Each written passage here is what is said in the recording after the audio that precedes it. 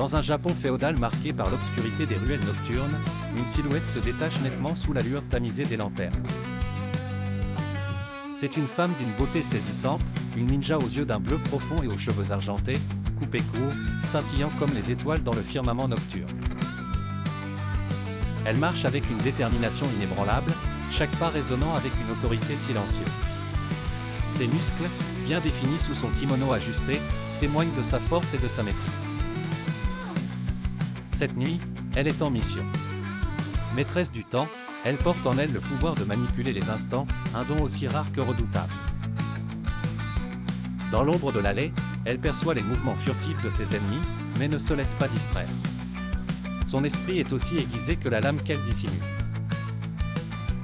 Les villageois racontent des légendes sur ses exploits, parlant d'elle comme une ombre protectrice apparaissant devant ceux qui en ont le plus besoin. Elle, cependant, est en quête d'autre chose cette nuit.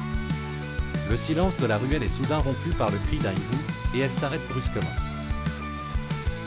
Ses yeux bleus sondent l'obscurité avec une intensité presque surnaturelle. Elle sait que le moment est venu.